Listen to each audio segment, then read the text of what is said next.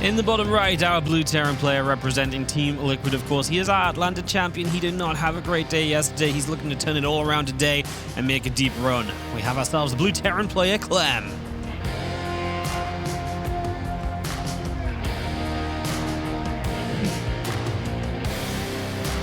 It's nice and early here in Texas. Thank you all for coming out and really cheering for Clem, but I absolutely believe that while Clem can be a fan favorite, Rogue is going to be much discussed, especially if he does end up winning this series.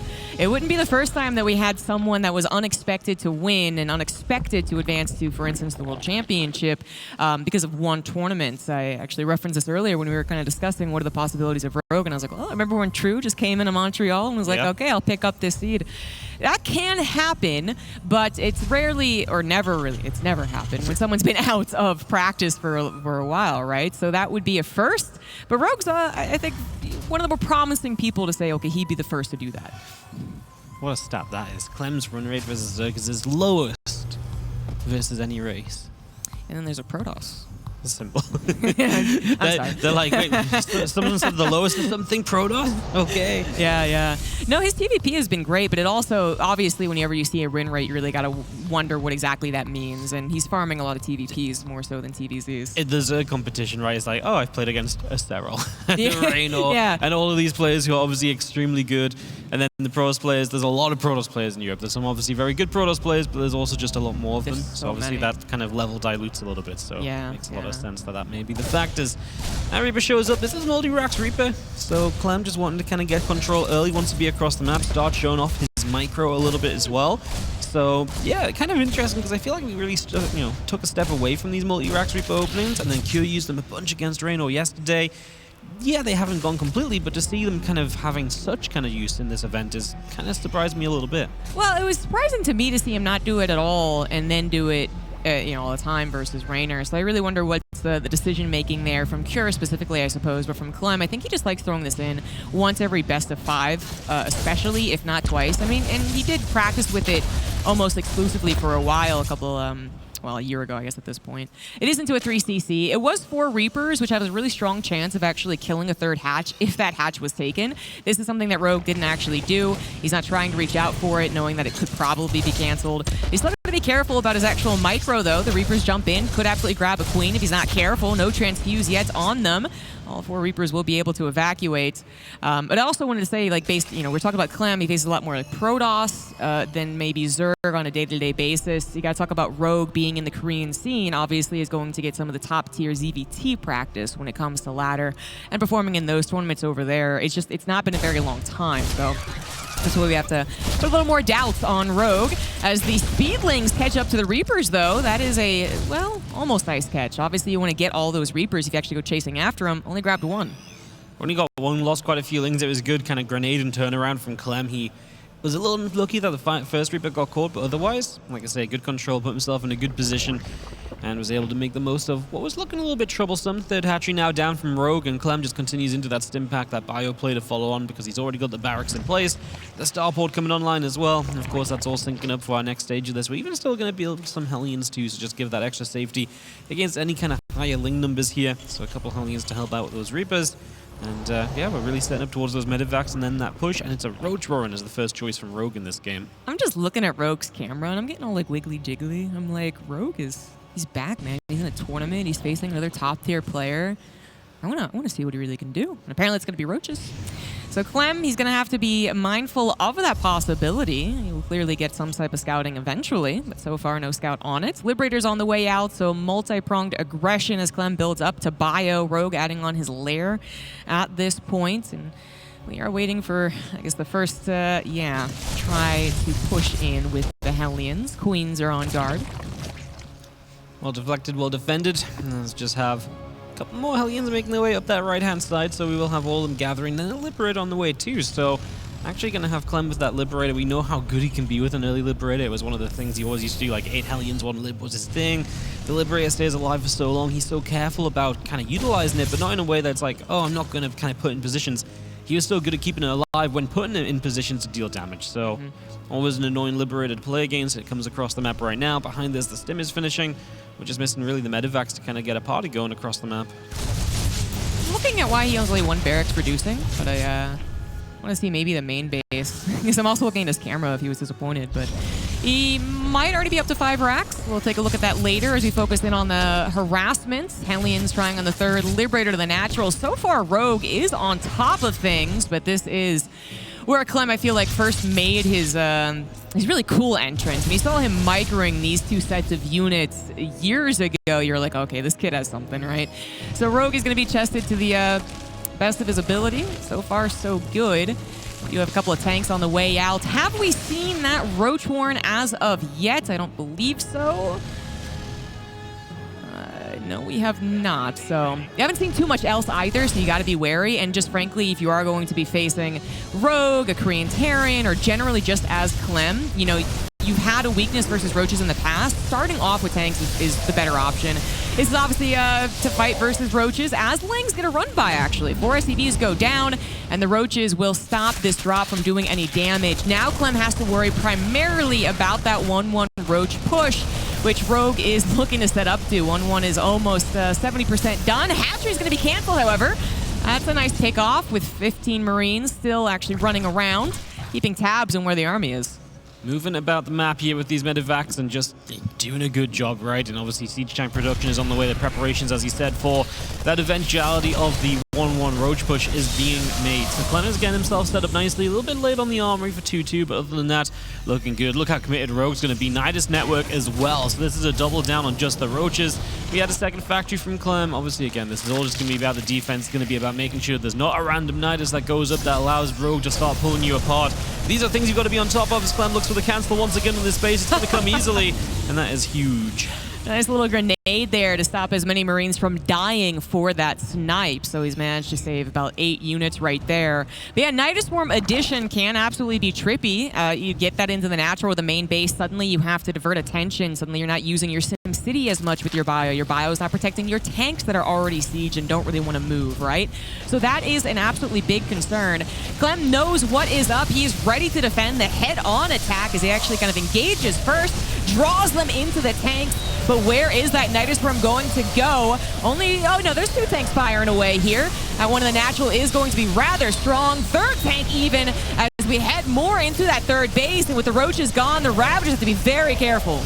Very comfortable defense so far from Clem. There's a Nidus coming up in the main base at the same time. We're going to get that picture-on-picture. It looks as though that's one thing Clem's not looking at, so this is an opportunity for Rogue, as he didn't do great at the front. But with this Nidus popping up, Clem's had no idea. His Marines are spawning, running past it as well. Now Clem has to deal with units in the main base, and this is the split that you talked about. Now it becomes way more complicated. How do you spread your defenses when you are, in the lower army supply?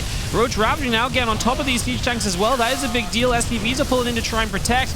We are starting to kill a lot here as Clem is just going to have enough to hold on, or has Rogue found enough angles to deal damage in?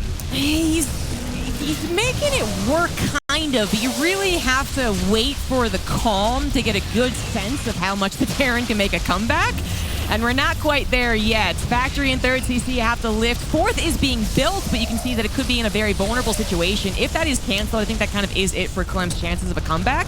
But if he manages to get on 4 bases once he's gotten enough of a defense up, then maybe there's a recovery there. But the defense still has to be happening as another Nidus Swarm enters into the main base. The Nidus Swarm itself will be killed, but Roaches and a Queen up there being a bother as Clem continues to try and deal with that 3rd base.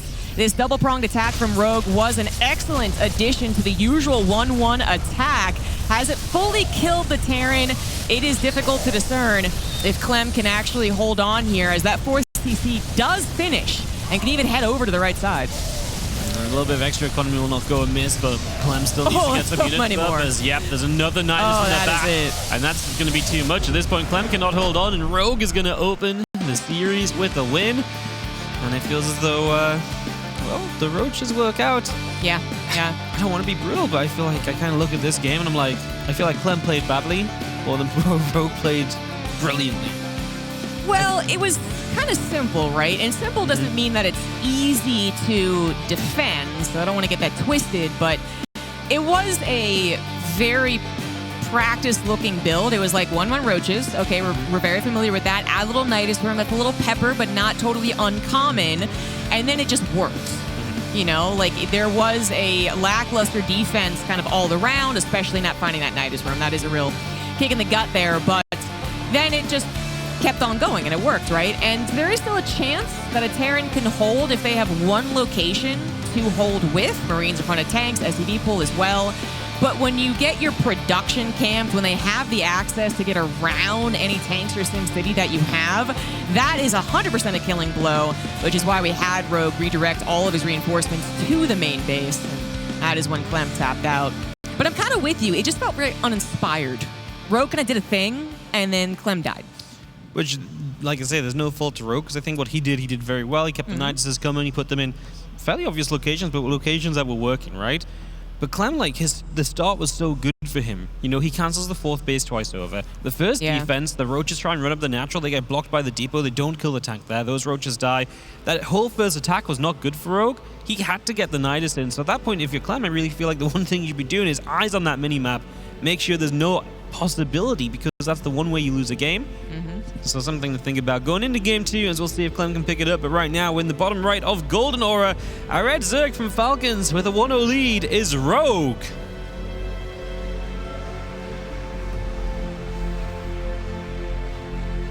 And at the top left for Team Liquid, he is Clem.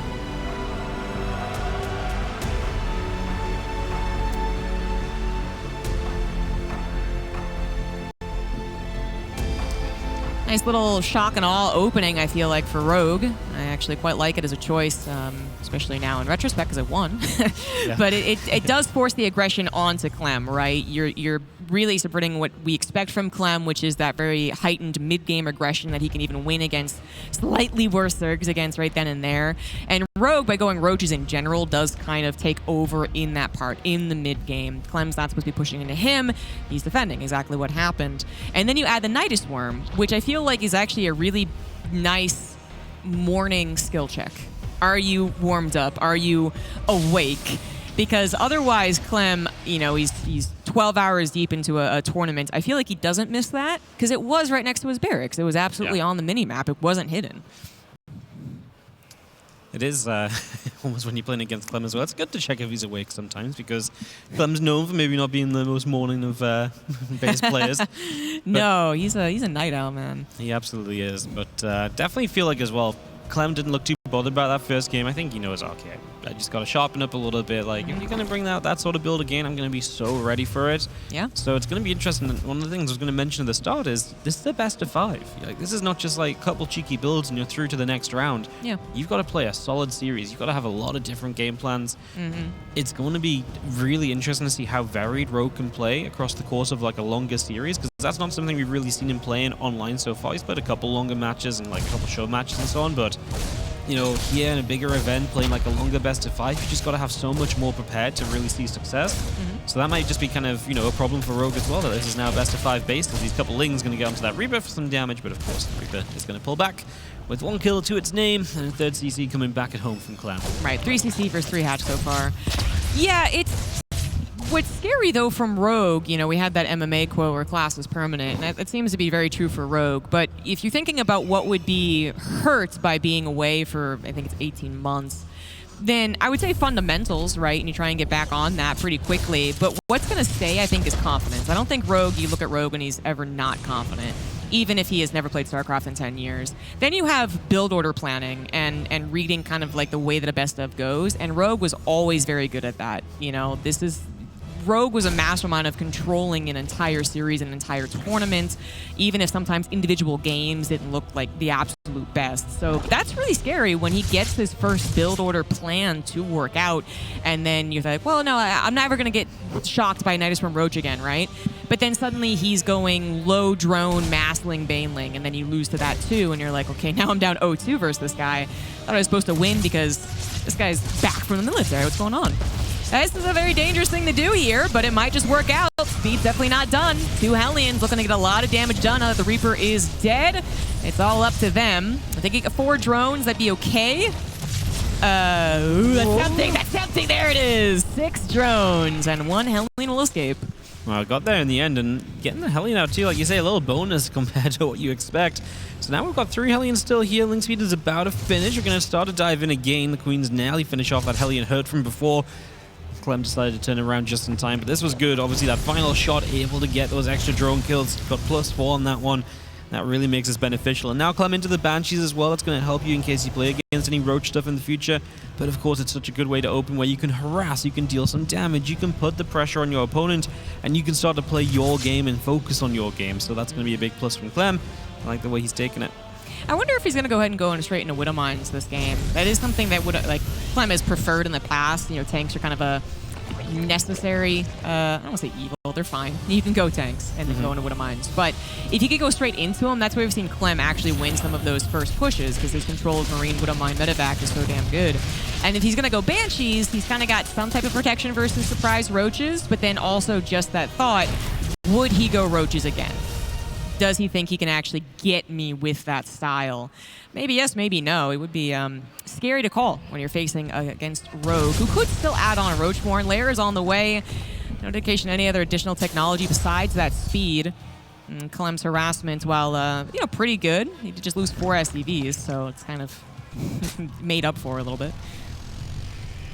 And Hellions are still lurking, of course. They want to just try and push back that creep spread best they can, try and limit it, especially on a larger map like Golden Ore. You don't want the creep to get out of control. There's a lot of different places to kind of control the creep, so just trying to shut it down a little bit early is nice. The Ling's already setting up to run by a little bit too. That's one thing that Rogue did do well in the early game last time as well. He had that one Ling run by ready, got a few kills out of it, so he was already showing the ability to kind of be aggressive, and he's going to find 3 SCVs right here. The majority of these Lings are going to say get out, but they actually tend to fight away some of these Marines. I'm just going to trade for a little bit. Maybe not the greatest, but yeah. Either way, I still like the idea that he's just being active. He's looking for opportunities. He is absolutely here to mean business.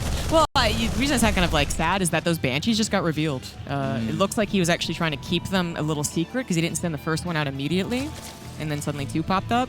And I don't think Rogue has done very much scouting as far as the main base of Clem in either last game or this game. So yeah, his Lings got in, that's right. So he did actually see what was going on. All right, so this game didn't count, yeah. So the Banshees, I mean, they'll eventually still help out, and they will help out defensively, even though it's not Roaches. Ling Baneling can be tracked by that. 4th base, obviously not going to go down anytime soon, but maybe a couple of drones will. Just skirt outside of that score. Oh, the Overseer is there as well, however. Yeah, I don't know about this. Yeah, it makes it very awkward, but we do have the escape through the left side, so now the Hellions show up on that load ground, but there's nothing really there. Queens to meet them as the Baneling speed continues up. You mentioned Ling Bane, so there is the switch up from Rogue. Big map, going to play that Ling Bane style, something that can be swarmy and very good at controlling the size of a map like Golden Aura, or a map the size of Golden Aura. And Clem getting his finishing touches to his bio upgrades. When that 1-1 combat shield is there, you do expect him to start fighting. It's going to be interesting because Ling Bane is the sort of thing where if you don't have a great macro setup, it can just roll over and die very quickly if there's just an outclassing of unit numbers. Run by again though, and Rogue is going to jump on this, look to cancel the factory perhaps. Doesn't have any SCVs here, but he doesn't get the factory either, so that's a bunch of units that don't do anything, and that means even less to defend against this Dimmin. Now I'm very worried for Rogue because he doesn't have Banelings ready. They're still morphing, and Clem is going to get a lot of damage done. He's already killed so many Lings, he's getting rid of a bunch of these Queens. By the time the Bane show up, they're the only thing that Clem really has to fight, so he's going to be able to get rid of so many of them. Bane speed is just now finishing. We'll have to just lift up and go, but Clem got so much value from this first set of medevac play. Baneling speed hits as the Banelings waddle in. That's a bit scary, but Clem controlled that very, very well. I think you could tell that he was wary that the defense would happen a little sooner. And then, realized he could get a couple extra moments there. The Banshees were hard at work killing an Extractor, which actually can help. But then I would still say you'd want to keep one of those Banshees alive just for the spotting of the run-bys, which Rogue has been insistent upon. So I actually think it'd be really, really helpful. It's currently killing a Hydralisk Den, though, and that would also be pretty good. 4th CC not going to be canceled. Enough Marines were there to stop that from happening. The Hydralisk Den is going to be saved. Okay, that's not going down. Spawn moves into position. Meanwhile, the Ling run by gets denied pretty much, so Clem looking a lot more comfortable, a lot more confident. In this game, there's been a lot of moments where Rogue has just gifted off a few Lings here and there, and that adds up, and that's where the supply difference is really coming from. Clem looking good, and Rogue definitely in a spot of bother as we have Clem pushing forward. Going to clean that creep.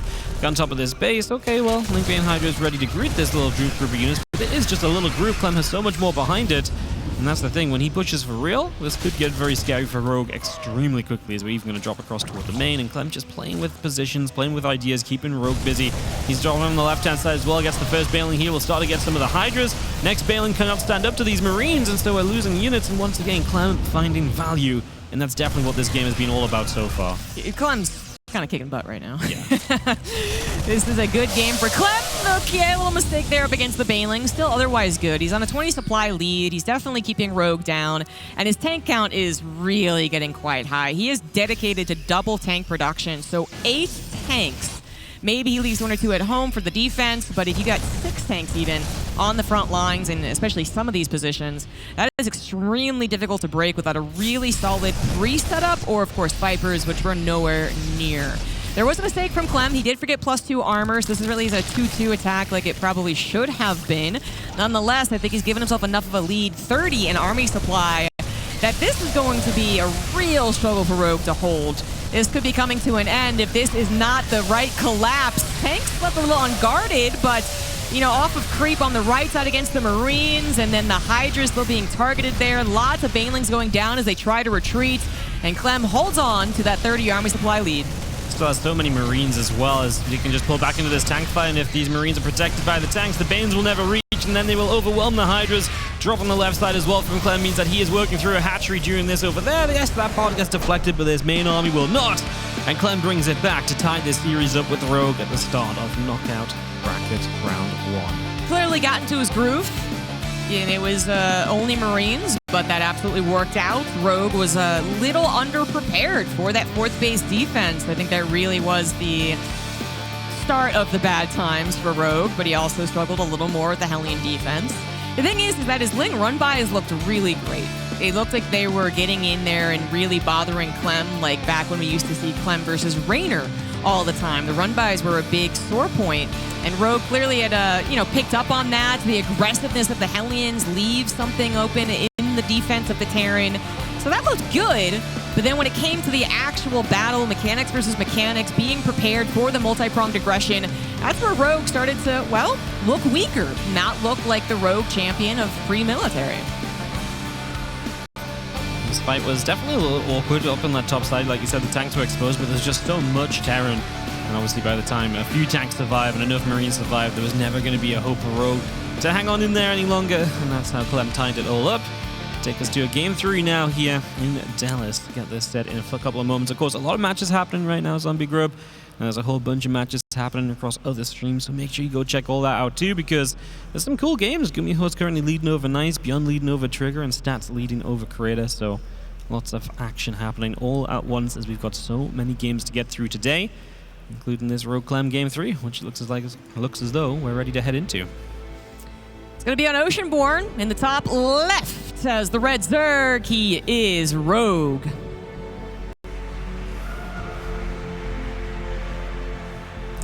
In the bottom right, our blue Terran player from Team Liquid is Clem.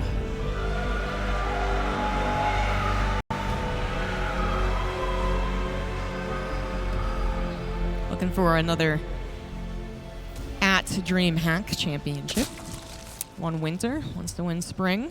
Be pretty nice. Had a lackluster Katowice. It actually could have been much worse. He kind of barely escaped from the groups. So it was at the end an okay result. Still not what he wanted.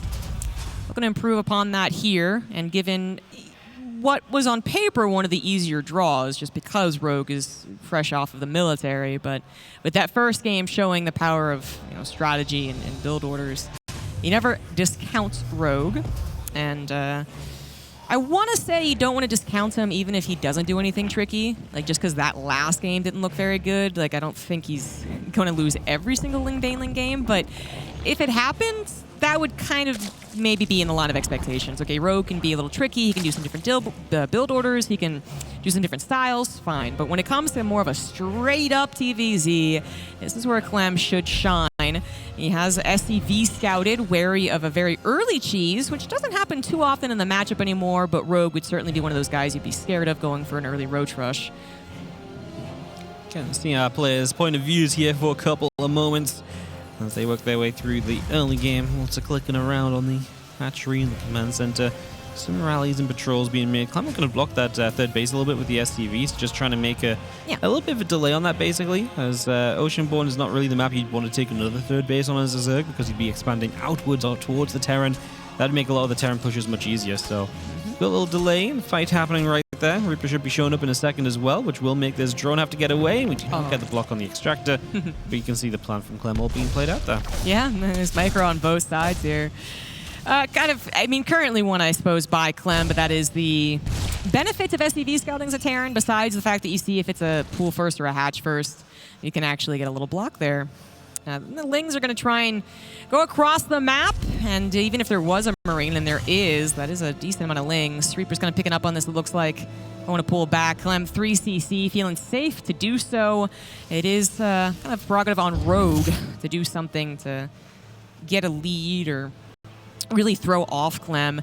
And going back into Roaches, I think, is just the best way to throw off Clem. Not that he always loses, especially nowadays. Maybe 2 years ago, especially if he was facing Dark, he would lose a lot of Roach games. He's fixed that, but it's the way to, as I said, take the power of the mid-game away from the guy. So maybe that could be Rogue's plan again. But so far, just trying to make sure this Reaper doesn't get any more Lings. Yeah, wants to obviously minimize that. The Reaper pulling away to the side. Hatchery will take a little hit. Overlord chilling out overhead. Ling speed finishing. Of course, now the Reaper will get chased back more easily, but there's Hellions on the way to support it. As the early game really pans out as you mostly expect it to. So those Hellions will be joined up. One little Ling here would like to get through for some information as well. And he's going to see the starport moving across towards a tech lab, so that's pretty good info to see. So again, little things that Rogue can pick up on early. Just trying to piece together the parts of the puzzle on the early stages of Terran versus Zerg. As that Reaper will have a Hellion buddy in a moment and can keep on poking at the front to try and deny some creep spread. Clem is going to dedicate to the Cloak. The Banshees might offset a very fast separate build, like a 2-1-1 after 3cc, but they are useful, and I think their use far outweighs any downside, particularly if you're still otherwise confident in your macro game. I don't know what this Queen's doing. Just chilling. Going for a little bit of vacation off onto the creep. He apparently on the road to the Esports World Cup, it would look like. The Queen's got to get started early, man. Yeah, they take a while to get there. Double Evolution Chambers on the way right now. Rogue, let's see, in just a second. +1 melee. You can still have you can add 1/1 Roach missile and just add Roachborn later, but it is going to be melee. It will be Banelings, and Rogue will be going into a similar style to that last game. Don't want to say a completely identical style as of yet. Doesn't have the gas for +1 carapace, so that'll be on the way too.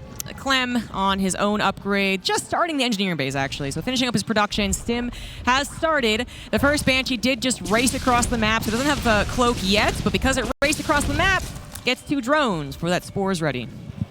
Getting there early is very nice, and 2 drones is obviously really great, so not a bad start at all. I feel like this is just such a nice opening when you're kind of the comfortable player, right, as the Terran. Yes. You just have control of the Hellions, you get control of the Banshee.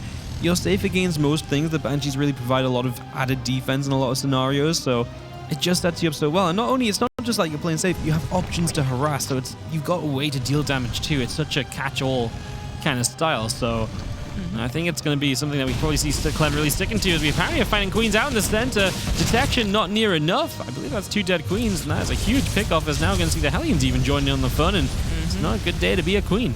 That scan in the main was really nice. Not only did it see if there was any shenanigans on the way, but it also saw an actual lack of lair, because he saw the main, he saw the natural with the Banshees, and the third with the Hellions. And the third is very rarely the lair anyway.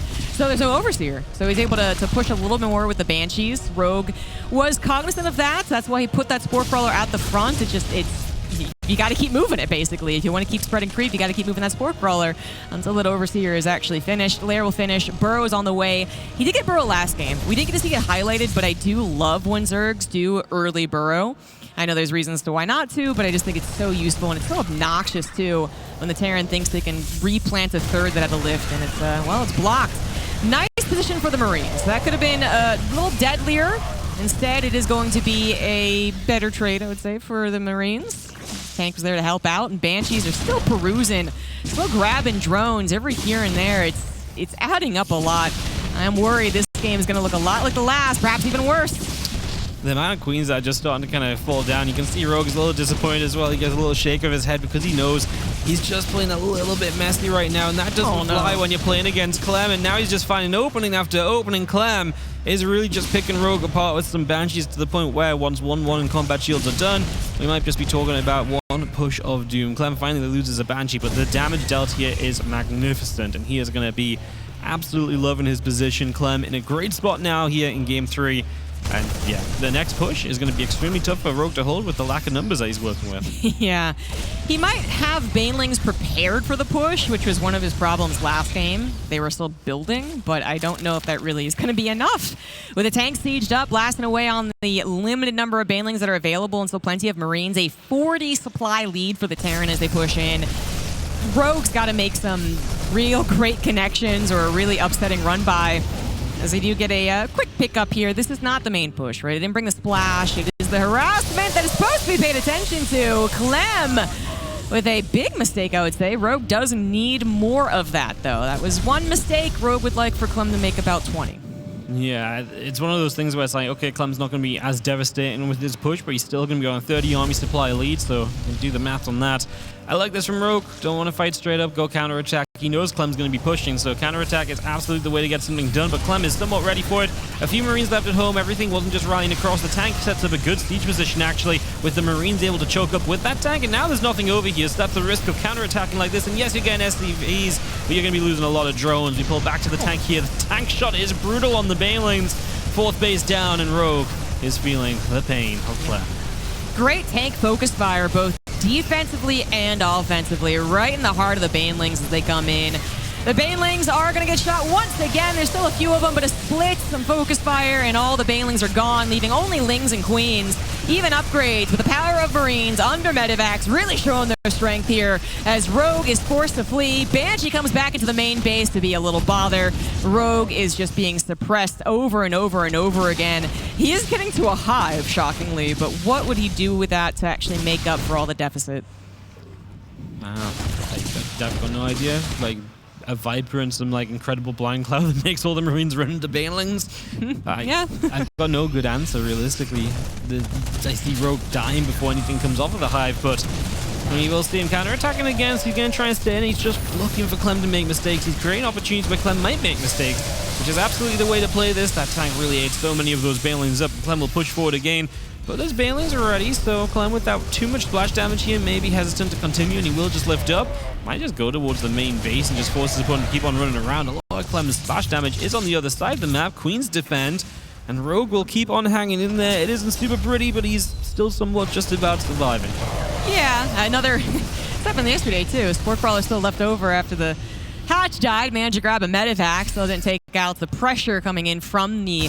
And now I guess triple Medivac drop. Run by once again, but Clem has a lot of units back at home at this point. It's very clear that he is still building up. This time around, he will have a legitimate 2-2. The armor was made at the same time. Rogue's upgrades are actually quite fast, so he definitely can't stick around with only Marines being surrounded, especially as Cracklings is on the way. Rogue's going to try and dive towards those Ultras, but Clem already building a couple of Marauders, going to have some good defense to begin with, and just numbers anyway. He is up 50 supply, so even though Ultras can be good against Marines, they can jump on top of them. I mean, how many can Rogue actually get? Rogue had to get a second Macro hatchery, by the way, in the main base because of the loss of the hatchery, and that's not making it look very pretty. But as you say, he's still in the game, technically. He is not dead yet. Problem is 50 supply is halfway to being dead, or 50 supply deficit is halfway to being dead. Like you say, you get the Ultra Cavern, and then what? You start kiting this plane, and you've got no money for Ultras, so not even that worried. I do like Adrenal Glands. Obviously, those Lings still a part of the game and may make it worthwhile if you start counter-attacking once more, which might just have to be the plan of Rogue. But the numbers just do not lie. It's a 50 supply deficit. It is just so rough to come back from this because it's so difficult just to have units to make anything happen. That's the problem we're in right now. Maybe if Clem steps back and Rogue got a chance to build up and gets them all, then you can be talking, but Clem is pressuring, Clem is fighting, and he's forcing Rogue to have units right now, and Rogue just can't get any more. Nice little thing that happened there. I think Clem knows burrowed banelings could happen, so he pre-split. Now he's going to have to split for real as the banelings crash on in. They looked like they were doing well, and then the rest of the Terran army came, and then it wasn't very pretty. Clem's still holding on to a dominating supply. The last few banelings trying to get those connections will be denied, and without banelings, Rogue does not stand a chance. Clem goes up 2-1. Some solid micro at the end there from Clem as well. Tank shots, target firing banelings multiple times over, just guaranteeing the cleanup as Clem set the tone with those Banshees and harassment in the earlier stages. And that really just led to a point where you start pushing. You should never really need to stop. Rogue did the right things, I think. From behind, he counterattacked. He tried to make Clem make mistakes. He was just that behind, and Clem didn't make enough of those mistakes. There was one time he caught a few units in the medevacs, but otherwise, Clem just made sure that Rogue was not getting back into this, and that was just absolutely brutal. So, tough game for Rogue, and I think he was a little bit sad as well because he knew that the Banshees got way more done than they should have done. He was clearly disappointed in his defense there, and once that opened, it just snowballed so hard as well. This was the one moment where Clem looked as though he maybe made a bit of a mistake, but he was just still in such a dominant position. And even his defense was really smooth. Like, the tank siege is up, Marines can choke up with it, just makes it so much easier. And then that just means that you've got absolutely nothing at home as Rogue here too. Just honestly very solid play for Clem. Looking great when these games look normal. I think it's time for Rogue to get a bit crazy. I think so. I mean, at the very least, I think you go back to Roaches, although I did not remember what the fourth map was. So, but I feel like you still have to. Like, you're clearly not doing hot versus Ling Bane. Now, this was a lot because you messed up in the early game defense, to be fair, but then you have that second map that kind of showed that even if you don't mess up as much versus the harassment, you still struggle versus this guy. And Rogue would certainly know how to upset, especially, I think, a non-Korean, and that's what he did in the first game. He's got to do it again here to actually take us to Game 5. Yeah, I think you're right about Roaches. I think Roaches just at least stabilize some of the parts where Clem is kind of getting away with the game already, so play Roaches, then just go from there. It's Crimson Court up next. Don't really love Roaches because obviously it's just like narrow. Tanks are going to set up, and how do you ever really play around that? So, I don't know. This is not the prettiest of scenarios, but let's see if this madman, who is such a great strategist, if he can dig himself out of this hole. In the bottom left, our red Zerg player is Rogue.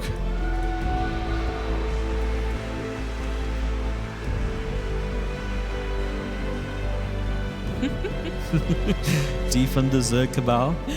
In the top right, Team Liquid up 2-1. He is Clem.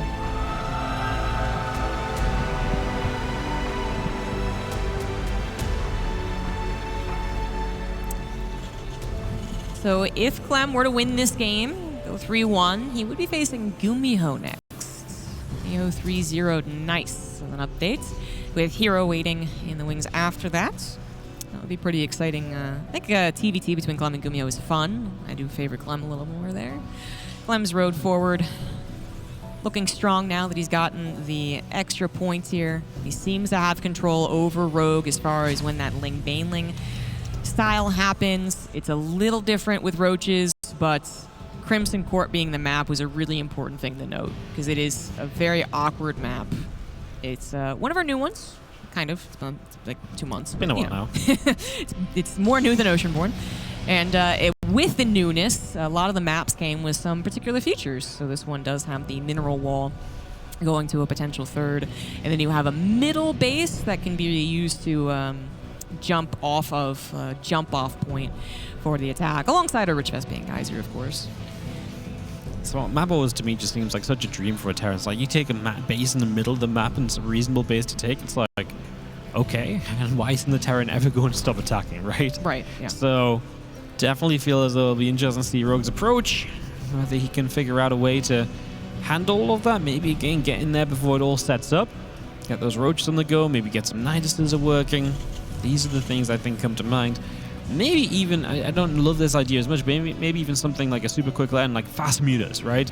Just throw the game off a little bit. Like, I don't think I love that as much as the Roaches, but anything a bit different, I think, is going to give Rogue a better shot at things here than just letting Clem play 3CC into bio, trading for Ling Bane very well, and then just winning out from there. Exactly. It doesn't matter whether you have a strong or a strong opinion, good or bad, about a particular style. I think at this point it's just do a different style. Creeper actually got killed there, and the Reaper's going to survive. this is not the start you want when you're down in your last life in the tournament. I know it doesn't seem like a lot. It further increases the fear that Clem is going to out micro in the early game again and get that. I think it was something like 25 drone kills from all the harassing units, not the real main attacks. And you just can't take that damage as a Zerg player. No, it's a little bit excessive, isn't it? A little bit excessive. Reaper is going to dance around with these queens, just trying to find as much as it can. Of course, Reapers can regenerate, so make use of its HP. So he is going into a slightly different build here. You see there's no starport, so he's not going to go for, you know, what could be safety Banshees, but then they got highlighted as if they were supposed to do that much damage in the last game. They usually aren't, guys. But instead of saying, well, I still need to be safe, or dang, those Banshees did really well, Clem maybe is thinking, I am killing this guy as soon as I get to like bio and drops. Let's just get there faster, because apparently he's also not trying to kill me early. And of course, he's double checking that with the SCV Scout, with the Insistent Reaper, which does finally go down. So he feels kind of safe doing a different, basically greedier build order without that technology to protect you. You are a little vulnerable. Perfectly fine in this scenario. Gets you to that comfortable bio stage fastest as long as you get there safely, which he was not able to do in game 1. Then I think Clem's going to be feeling good, and he's just doing everything he can to make sure of that with the Reaper scouting so diligently as well. Rogue is making a lot of overlords because he's just straight up supply blocked. He's not really added anything on in this game yet. So right now I'm watching him, man, that might just kind of like fall apart when Stim hits and Marine Stim in. It's a lair at 430. Now that's not a fast lair, but he still hasn't built anything else up. Yeah. Blink Hydra maybe? Just... That was a kind of brutal supply block, really. Yeah, 66 out of 66 for a long time as well. Yeah, and you can see they just busted out so many drones that would have already been mining. That's a big problem. Meanwhile, you know, we don't really talk about Clem's mechanics because his macros are going pretty much flawlessly here. He's got to start on location, no problem, no lings running around. Rogue is going to choose roaches, and I think it's been clear that we like that. But then we got to start talking about how the map looks and how you can position those tanks. Clem will get eyes on the roaches eventually, and by the last 3 games, he defaults to tanks and was going pure tanks anyway. So there shouldn't be a situation in which he's completely blindsided, but that didn't stop him from losing the first game. Now, granted, that was more than Nidus Worm, but I could very well see Rogue doing the exact same thing as game 1, because that's what he won. Rogue needs roaches right now. He can't build them yet, but these Marines, they have Stim, they have Medivacs. There's not even Ling speed. This was a build which was honestly a little bit on the greedy side from Rogue. You can see his face is already looking a little bit exasperated because he starts 11 roaches now, and the Marines already stimming into a base. This is problematic. The drones are going to pull in, and Clem is going to find himself an amazing opportunity. Queen transfusions are very good, and Clem realizes he can't fight the Queens, but he will get another drone or 2. And that undoes a lot of the work lead that Rogue had set up for himself. Now, yes, the roaches are popping. Now he's going to start looking more comfortable, but Clem has already done some very major damage, and it was so cheap for Clem. He lost basically nothing here. Right, exactly. It was so cheap. You know, this might go back to what I was talking about, Rogue not getting a lot of main base scouting. I don't know if you saw that it was a 2-on-1, but it took the Banshees again. But it didn't have any units. You're right. It was completely unit-less in the beginning. Now it is clear that it is roaches. Speeds on the Lings, and the roaches will appear and defend this soon. Hopefully. Maybe. At some point. Okay. Never. The Queens are good enough anyway, it's fine. Good, yeah. But you know, Clem should be preparing for the defense back at home, as the Hellions even see more roaches and potential attack paths. So scan on the main base.